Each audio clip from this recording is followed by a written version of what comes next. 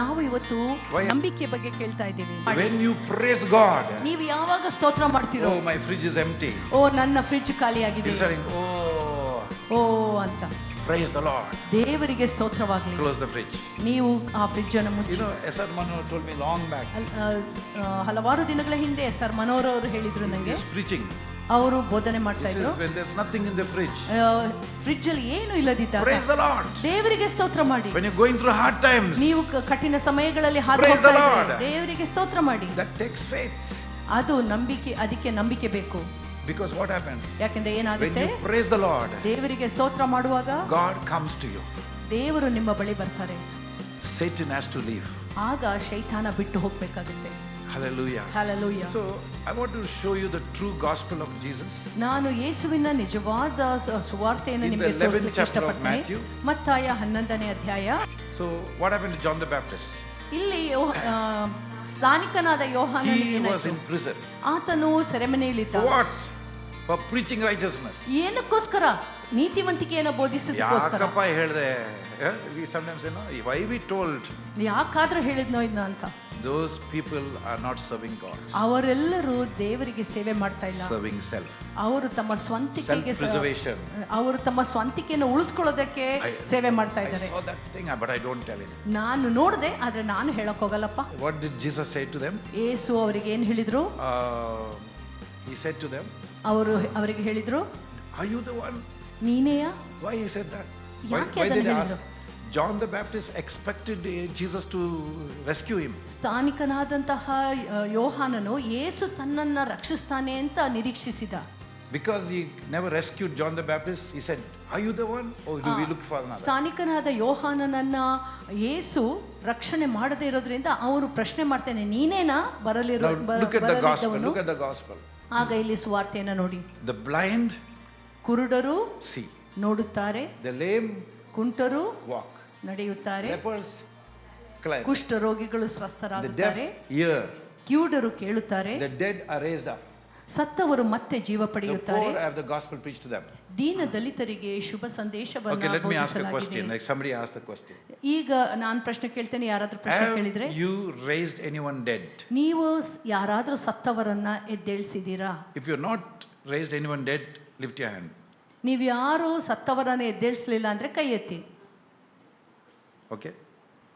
So, see, I'll tell you something. ನಾನು ಹೇಳ್ತೇನೆ, How many of you prayed for the dead person to rise?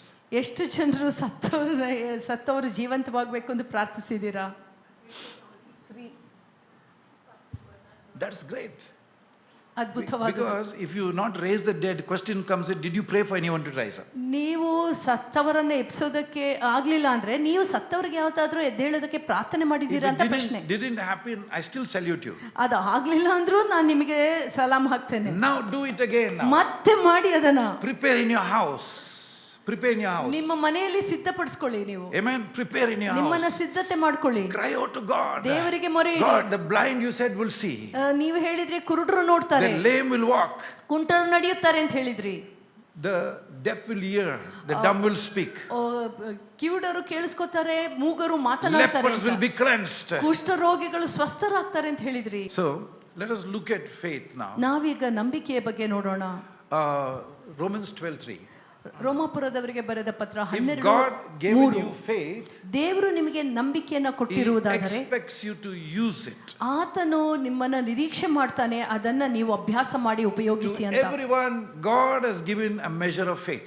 ಪ್ರತಿಯೊಬ್ಬರಿಗೂ ಕೂಡ ಒಂದು ಅಳತೆಯ ನಂಬಿಕೆಯನ್ನ ಕೊಟ್ಟಿದ್ದಾರೆ. That's why you are come here this morning. ಆದ್ರಿಂದನೇ ನೀವು ಇಲ್ಲಿಗೆ ಬಂದಿದ್ದೀರಾ. Because you have a hope that Jesus is coming back. ನಿಮಗೆ ಒಂದು ನಿರೀಕ್ಷೆ ಇದೆ, ಯೇಸು ಹಿಂತಿರುಗಿ ಬರ್ತಾನೆ ಅಂತ. Somebody said, oh yeah, really? Yeah. ಹೌದಾ ಅಂತ ಕೇಳ್ತಾರೆ ಕೆಲವರು. He's coming back. ಹೌದು, ಆತನು ಮರಳಿ And ಬರಲಿದ್ದಾನೆ. because he is coming back, ಆತ ಮರಳಿ and ಬರೋದರಿಂದ, because it is true, ಮತ್ತೆ ಅದು because ಸತ್ಯವಾಗಿರೋದ್ರಿಂದ, all the signs he said in Matthew 24, ಅವರು ಹೇಳಿದಂತಹ ಎಲ್ಲ ಸೂಚಕ ಕಾರ್ಯಗಳು ಮತ್ತಾಯ it is 24ರಲ್ಲಿ already come to pass. ಅದೆಲ್ಲವೂ ಕೂಡ ಈಗಾಗಲೇ ನೆರವೇರಿದೆ. Matthew 24, ಮತ್ತಾಯ 4th 24 verse to 6th verse, 4ರಿಂದ 6ನೇ ವಚನ, it is done. ಅದು ಈಗಾಗಲೇ 6th ನೆರವೇರಿದೆ. verse onwards, 6ನೇ ವಚನದಿಂದ ಮುಂದಕ್ಕೆ it is also almost done. ಇದು ಈಗಾಗಲೇ ಸಂಪೂರ್ಣವಾಗಿ ಆಗ್ತಾ I ಇದೆ. tell you, we don't have time to save ourselves now. ಈಗ ನಮ್ಮನ್ನ ನಾವೇ ರಕ್ಷಣೆ Tell ಮಾಡ್ಕೊಳ್ಳೋದಕ್ಕೆ you, ನಮಗೆ ಸಮಯವೇ ಇಲ್ಲ. suddenly the trumpet will sound ಇದ್ದಕ್ಕಿದ್ದಾಗೆ ತುತ್ತೂರಿ ಶಬ್ದ ಬರುತ್ತೆ, and the dead in Christ will rise first. ಮತ್ತೆ ಯಾರೆಲ್ಲ ಯೇಸುವಿನ ನಾಮದಲ್ಲಿ ಮರಣ And ಹೊಂದಿದಾರೋ ಅವರು those who ಎದ್ದೇಳ್ತಾರೆ. remain, ಮತ್ತೆ ಯಾರೆಲ್ಲ ಬಾಕಿ they will be ಉಳಿದಿರ್ತಾರೋ changed. ಅವರೆಲ್ಲರೂ ಕೂಡ In a ಬದಲಾಗ್ತಾರೆ. twinkling of eye. ನಮ್ಮ ಕಣ್ಣು ರೆಪ್ಪೆ ಮಿಡುಕಿಸುವಲ್ಲಿ. This is not a story. ಇದು ಕಥೆಯಲ್ಲ, This is the truth that is going to be unveiled in the future. ಈ ಭವಿಷ್ಯದಲ್ಲಿ ನಮಗೆ ತೆರೆಯಲ್ಪಡುವಂತಹ ಒಂದು ಸತ್ಯ That is ಇದಾಗಿದೆ. my motivation for getting up morning and praying. ಅದೇ ನನಗೆ ಮುಂಜಾನೆ ಎದ್ದು ಪ್ರಾರ್ಥನೆ ಮಾಡೋದಕ್ಕೆ Jesus is ಇರುವಂತಹ coming back. Jesus is coming. ಉತ್ತೇಜನ. So here we see, ಯೇಸು ಬರಲಿದ್ದಾರೆ. here we see ನಾವಿಲ್ಲಿ ನೋಡ್ತೇವೆ, each one given a measure of faith. ಪ್ರತಿಯೊಬ್ಬರಿಗೂ ಒಂದು ಅಳತೆಯ ನಂಬಿಕೆಯನ್ನು ಕೊಡಲ್ಪಟ್ಟಿದೆ. So when you are born again, ನೀವು ಮರುಹುಟ್ಟಿದಾಗ you get something from God. ದೇವರಿಂದ ನೀವು ಏನನ್ನೋ ಪಡ್ಕೊಂಡಿರ್ತೀರಾ. A bit of faith, ಒಂದು ಮಟ್ಟದ ನಂಬಿಕೆ, a measure.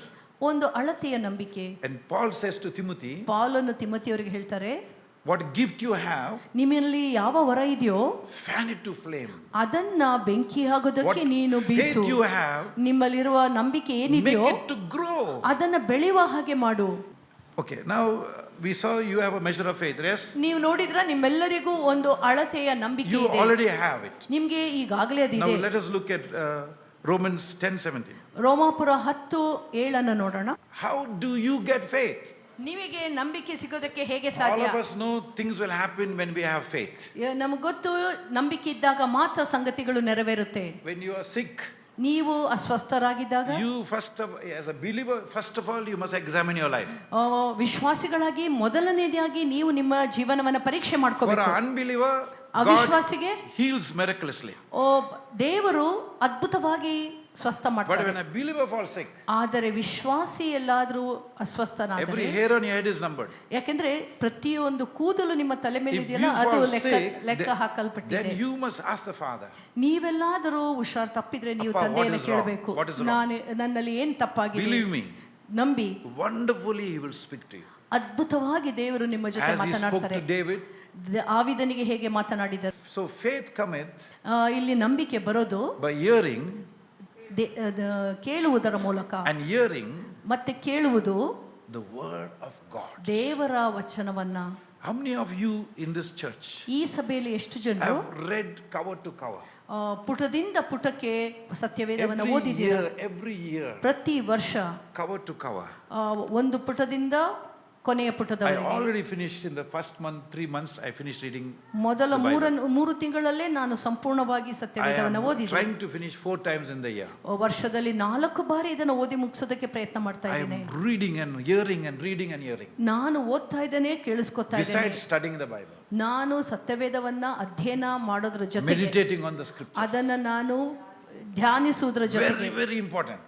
ಬಹಳ Instead of ಮುಖ್ಯವಾದದ್ದು. putting worry in your mind in the morning, idu aitu adu, no, put the word of God in your mind. ನೀವು ಬೆಳಿಗ್ಗೆದ್ದು ಚಿಂತೆ ಮಾಡೋದ್ರ Take ಬದಲು some word, take some ದೇವರ word. ವಚನವನ್ನ, ಯಾವುದಾದರೂ ವಚನವನ್ನು chew it, ತೆಗೆದುಕೊಂಡು chew it, ನಿಮ್ಮ chew it. ಮನೆಗೆ ಮನಸ್ಸಿಗೆ ಹಾಕೊಳ್ಳಿ, What will happen? ಅದನ್ನು ನೀವು ಜಗಿತಾ ಇರಿ. That word will become your flesh. ಆ ವಚನವೇ ನಿಮ್ಮ ಶರೀರವಾಗುತ್ತೆ. Hebrews 11:6. ಇಬ್ರಾಯ 11:6. Here you see a very important statement given. ಇಲ್ಲಿ ಬಹಳ ಮುಖ್ಯವಾದ ಒಂದು ಸ್ಟೇಟ್ಮೆಂಟ್ It ಇದೆ. is so important ಇದು ಎಷ್ಟು ಮುಖ್ಯ ಅಂದ್ರೆ that we don't realize ನಮಗೆ ಅರ್ಥ ಆಗ್ತಾ ಇಲ್ಲ. because of the lack of it we are suffering. ಅದರ ಕೊರತೆಯಿಂದಾಗಿಯೇ ನಾವು ಬಾಧೆಗೊಳಗಾಗ್ತಾ But ಇದ್ದೇವೆ. without faith it's impossible to please Him. ಯಾಕೆಂದ್ರೆ ನಂಬಿಕೆ ಇಲ್ಲದೆ ದೇವರನ್ನ ಮೆಚ್ಚಿಸೋದು ಅಸಾಧ್ಯ. Without faith ನಂಬಿಕೆ ಇಲ್ಲದೆ it's impossible. ಅದು ಅಸಾಧ್ಯ. How faith comes? ಹಾಗಾದ್ರೆ ನಂಬಿಕೆ ಹೇಗೆ ಬರುತ್ತೆ? By hearing the word. ದೇವರ ವಚನವನ್ನ So if ಕೇಳಿಸ್ಕೊಳ್ಳೋದ್ರಿಂದ. the devil stops you reading the Bible, ಸೈತಾನನು ಸತ್ಯವೇದವನ್ನ ಓದೋದಕ್ಕೆ ನಿಮಗೆ ತಡೆ ಮಾಡಿದ್ರೆ, then you stop growing in faith. ಆಗ ನೀವು ನಂಬಿಕೆಯಲ್ಲಿ ಬೆಳೆಯೋದನ್ನ The ನಿಲ್ಲಿಸ್ಬಿಡ್ತೀರಾ. more you read the word, ನೀವು ಎಷ್ಟು ವಚನವನ್ನ ಓದ್ತಿರೋ, the more the Spirit of God will speak to you. ಹೆಚ್ಚಾಗಿ ಪವಿತ್ರ ಜೀವಾತ್ಮ ನಿಮ್ಮೊಡನೆ ಮಾತನಾಡ್ತಾರೆ. If you look in the book of Romans, ನೀವು ರೋಮಾಪುರದ ಪುಸ್ತಕದಲ್ಲಿ ನೋಡೋದಾದ್ರೆ, 4th chapter, 4ನೇ ಅಧ್ಯಾಯ 14th verse. 14ನೇ ವಚನ. This verse must change your life. ಈ ವಚನ ನಿಮ್ಮನ್ನ It ಬದಲಾಯಿಸಬೇಕು. says here, ಇದು ಇಲ್ಲಿ ಏನ್ for ಹೇಳುತ್ತೆ if ಅಂದ್ರೆ, they which are of the law be heirs of heirs, faith is made void. ಧರ್ಮಶಾಸ್ತ್ರವನ್ನು ಪಾಲಿಸುವುದರಿಂದ ಮಾತ್ರ ದೇವರ ವಾಗ್ದಾನಕ್ಕೆ ಬಾಧ್ಯತೆ ದೊರಕುವುದಾದರೆ ಮಾನವನ ವಿಶ್ವಾಸವು ವ್ಯರ್ಥ, And the promise ದೇವರ ವಾಗ್ದಾನವೂ ನಿರರ್ಥಕ. And the promise made of no effect. ದೇವರ ವಾಗ್ದಾನವೂ ನಿರರ್ಥಕ. Now think what it says. ಇದೇನನ್ನ ಹೇಳುತ್ತೆ ಅಂತ It ಯೋಚನೆ ಮಾಡಿ. says by faith, ಇದೇನು ಹೇಳುತ್ತೆ ಅಂದ್ರೆ ನಂಬಿಕೆಯಿಂದಲೇ whatever you need only can come to you through faith alone. ನಿಮಗೆ ಬೇಕಾಗಿದ್ದ ಎಲ್ಲವೂ ಕೂಡ ನಂಬಿಕೆಯ ಮುಖಾಂತರವೇ ನಿಮ್ಮ ಬಳಿಗೆ ಬರಲಿಕ್ಕೆ ಸಾಧ್ಯ. Why? ಯಾಕೆ? So the Father ಯಾಕೆಂದ್ರೆ will ತಂದೆ, be seen in your life ತಂದೆಯು ನಿಮ್ಮ ಜೀವನದಲ್ಲಿ as the ಕಾಣಿಸಿಕೊಳ್ಳುತ್ತಾನೆ one who provides. ಮತ್ತೆ ಆತನೇ ಕೊಡುವ ಆತನಾಗಿದ್ದಾನೆ. Hallelujah. 4:16 says what? 4:16 ಏನ್ It ಹೇಳುತ್ತೆ? says it is of faith. ಅದೇನ್ ಹೇಳುತ್ತೆ ಅಂದ್ರೆ ನಿಮ್ಮ ನಂಬಿಕೆಯೇ, Therefore it is of faith that it might be according to the grace, so that the promise might be sure to all the seed, not only to those who are of the law, but also to those who are of faith of Abraham, who is the father of us all. ದೈವ ವಾಗ್ದಾನಕ್ಕೆ ವಿಶ್ವಾಸವೇ ಆಧಾರ, ಇವೆಲ್ಲಕ್ಕೂ ದೈವಾನುಗ್ರಹವೇ ಮೂಲ. ಇವು ಅಬ್ರಹಾಮನ ಸಂತತಿಯವರಿಗೆ, ಅಂದರೆ ಧರ್ಮಶಾಸ್ತ್ರವನ್ನು ಅನುಸರಿಸಿ ನಡೆಯುವವರಿಗೆ ಮಾತ್ರವಲ್ಲ, ಅಬ್ರಹಾಮನಂತೆ ದೇವರಲ್ಲಿ ವಿಶ್ವಾಸ ಇಟ್ಟವರೆಲ್ಲರಿಗೂ ಖಚಿತವಾಗಿ ದೊರೆಯುತ್ತದೆ, ಏಕೆಂದರೆ ಅಬ್ರಹಾಮನೇ ನಮ್ಮೆಲ್ಲರಿಗೂ ಮೂಲಪಿತ. Hebrews 11:6 says what? Without faith ಇಬ್ರಾಯ impossible. 11:6 ಏನ್ ಹೇಳುತ್ತೆ ಹೇಳಿ? ನಂಬಿಕೆ ಇಲ್ಲದೆ ದೇವರನ್ನ ಮೆಚ್ಚಿಸುವುದು ಅಸಾಧ್ಯ. What it says again? ಅದೇನ್ ಹೇಳುತ್ತೆ ಹೇಳಿ? What it says in Kannada? ಕನ್ನಡದಲ್ಲಿ ಏನ್ ಹೇಳುತ್ತೆ ಹೇಳಿ? If you seek God and seek God and seek God, ದೇವರನ್ನ ನೀವು ಹುಡುಕುವುದಾದರೆ what will happen? ಏನಾಗುತ್ತೆ? You begin to grow. ನೀನು ಬೆಳೆಯೋದಕ್ಕೆ You begin ಅವಕಾಶ to ಸಿಗುತ್ತೆ. receive from God. ನೀವು ದೇವರಿಂದ ಸ್ವೀಕರಿಸೋದಕ್ಕೆ ಪ್ರಾರಂಭ ಮಾಡ್ತೀರಾ. Hallelujah. It says there, ಅಲ್ಲಿ ಹೇಳುತ್ತೆ, He is a rewarder. ಆತನು ಪ್ರತಿಫಲವನ್ನು ಕೊಡುವಾತನು. Because of your faith, ನಿಮ್ಮ ನಂಬಿಕೆಯ ನಿಮಿತ್ತ you will see rewards. ನೀವು ಪ್ರತಿಫಲವನ್ನ ಕಾಣ್ತೀರಾ. So many times, ಎಷ್ಟೋ ಬಾರಿ just one call, ಒಂದು ಕರೆಯ ಮೂಲಕ prayed by faith, ನಂಬಿಕೆಯಿಂದ ಪ್ರಾರ್ಥಿಸಿದಾಗ miracle happened that side. ಆ ಭಾಗದಲ್ಲಿ ಅದ್ಭುತಗಳು ಆಗುತ್ತೆ You ಕೂಡ. believe what God has said. ದೇವರು ಹೇಳಿದ್ದನ್ನ ನೀವು ನಂಬಿದಾಗ, You exercise your faith. ನೀವು ನಿಮ್ಮ ನಂಬಿಕೆಯನ್ನು ಅಭ್ಯಾಸ And you ಮಾಡಿದಾಗ will see the blessings of God. ನೀವು ದೇವರ ಆಶೀರ್ವಾದವನ್ನ ಕಾಣ್ತೀರಾ. So when we go to this scriptures, ವಚನಕ್ಕೆ ನಾವು ಹೋಗುವಾಗ, if God expects us to have faith, ದೇವರು ನಾವು ನಂಬಿಕೆಯಿಂದ ಇರಬೇಕು ಅಂತ ನಿರೀಕ್ಷೆ ಮಾಡಿದಾಗ and it is not possible, ಅದು ಸಾಧ್ಯ ಇಲ್ಲ, then God is to be blamed. ಅದು ಸಾಧ್ಯ ಇಲ್ಲದಿದ್ದಾಗ ದೇವರಿಗೆ ನಾವು ದೂಷಣೆ But ಮಾಡಬೇಕು. God expects you to have faith, ಯಾವಾಗ ದೇವರು ನೀವು ಇಲ್ಲಿ ನಂಬಿಕೆ ಇರಬೇಕು ಅಂತ and if ನಿರೀಕ್ಷಿಸಿದಾಗ, you don't have faith, ನಿಮಗೆ ನಂಬಿಕೆ ಇಲ್ಲ ಅಂದಾಗ whose fault is it? ಅದು ಯಾರ ತಪ್ಪು? Come on, whose fault? What I told you in the beginning, faith is taking God with what He said. ನಂಬಿಕೆ ಅಂದ್ರೆ ಏನಂದ್ರೆ ದೇವರು ಏನ್ ಹೇಳಿದ್ದಾರೋ ಅದನ್ನ ಹಿಡಿದಿಟ್ಕೊಳ್ಳೋದು. Amen. Amen. What does He said? ಆತನು ಏನ್ What He ಹೇಳಿದ್ದಾನೆ? said? He said, ಆತನು ಹೇಳಿದನು, you are not to worry about your life. ನೀವು ನಿಮ್ಮ ಜೀವನದ ಬಗ್ಗೆ ಚಿಂತೆ ಮಾಡೋ ಅವಶ್ಯಕತೆ ಇಲ್ಲ. Amen. Amen. You're not to worry about tomorrow how to pay the rent. ನಾಳೆ ನೀವು ಬಾಡಿಗೆನ ಹೇಗೆ ಕೊಡೋದ್ರು ಅನ್ನೋದ್ರ ಬಗ್ಗೆ ಚಿಂತೆ ಮಾಡುವ You're ಹಾಗಿಲ್ಲ. not to worry about how I'm going to live in this world. ನಾನು ಈ ಪ್ರಪಂಚದಲ್ಲಿ ಹೇಗೆ ಜೀವಿಸೋದು ಅನ್ನೋದ್ರ ಬಗ್ಗೆ ಚಿಂತೆ ಮಾಡೋದು How I'm ಬೇಡ. going to get married. ನಾವು ಹೇಗೆ ಮದುವೆ ಆಗೋದು ಅನ್ನೋದ್ರ When I get ಬಗ್ಗೆ married, ಚಿಂತೆ I ಮಾಡೋದು need ಬೇಡ. money. ನನಗೆ ಮದುವೆ ಆಗೋದಕ್ಕೆ ಹಣ ಬೇಕು. What do you speak on your children's life? ಹಾಗಾದ್ರೆ ನೀವು ನಿಮ್ಮ ಮಕ್ಕಳ ಜೀವನದ ಮೇಲೆ Ma, ಏನನ್ನ I want to ಮಾತನಾಡ್ತೀರಾ? become a pilot. ನಾನು ಒಂದು ಪೈಲಟ್ ಆಗ್ಬೇಕು ಅಂತ What do you ಅಂತಾರೆ. say? ಆಗ ಏನ್ ಹೇಳ್ತೀರಾ? No child. ಅಯ್ಯೋ ಇಲ್ಲ ಮಗುವೆ, You don't have the money. ನಮ್ಮ ಹತ್ರ ಹಣ ಇಲ್ಲ, It's very costly. ಅದು ತುಂಬಾ ದುಬಾರಿ, ಅದು You have sealed your fate. ನೀವು ಆಗ ನಿಮ್ಮ ಒಂದು ಫೇಟ್ ಅನ್ನ ಮುಚ್ಚಿಬಿಟ್ಟಿದ್ದೀರಿ. If you want to become something in life like pilot or doctor or whatever you want to, ನಿಮ್ಮ ಜೀವನದಲ್ಲಿ ನಿಮ್ಗೆ ಏನಾದ್ರೂ ಆಗ್ಬೇಕು, God will provide. ಪೈಲಟ್ ಅಂತ ದೇವರು ನಿಮ್ಗೆ God will ಒದಗಿಸ್ತಾನೆ. provide. ದೇವರೇ ನಿಮ್ಗೆ As I am ಒದಗಿಸ್ತಾನೆ. speaking these things, ಈ ವಿಷಯಗಳನ್ನ ನಾನು and I am ಮಾತನಾಡ್ತಿರುವಾಗ seeking God's kingdom, ನಾನು ದೇವರ ರಾಜ್ಯವನ್ನು I ಜೊತೆಯಲ್ಲಿ am ಹುಡುಕ್ತಾ building His ಇದ್ದಾಗ, church ನಾನು ಆತನ ಸಭೆಯನ್ನು through what ಕಟ್ತಿರುವಾಗ He is doing through my life. ನನ್ನ ಜೀವನದ ಮೂಲಕ ಆತನ ಏನ್ And ಮಾಡ್ತಾ ಇದ್ದಾನೆ I ಅದರ don't miss a ಮೂಲಕ prayer meeting. ನಾನು ಪ್ರೇಯರ್ ಕೂಟವನ್ನ I read the word regularly. ತಪ್ಪಿಸೋದಿಲ್ಲ. ನಾನು I ನಿರಂತರವಾಗಿ pray for people. ವಚನವನ್ನ ಓದ್ತೇನೆ, Suddenly- ಜನರಿಗೆ ಪ್ರಾರ್ಥನೆ ಮಾಡ್ತೇನೆ. Suddenly God will surprise you. ದೇವರು ನಿಮಗೆ ಆಶ್ಚರ್ಯಚಕಿತರನ್ನಾಗಿ ಮಾಡ್ತಾರೆ. I'll tell you. ನಾನು ಹೇಳ್ತೇನೆ, You will see the glory of God. ದೇವರ ಮಹಿಮೆಯನ್ನು ನೀವು You're ನೋಡ್ತೀರಾ. not seeing it because you're not doing what He has told you to do. ನೀವು ಅದನ್ನ ಕಾಣ್ತಾ ಇಲ್ಲ, ಯಾಕೆಂದ್ರೆ ಆತನು ನಿಮಗೆ ಏನನ್ನ ಮಾಡಬೇಕು ಅಂತ ಹೇಳಿದಾರೋ ಅದನ್ನ ಮಾಡ್ತಾ. Amen. Amen.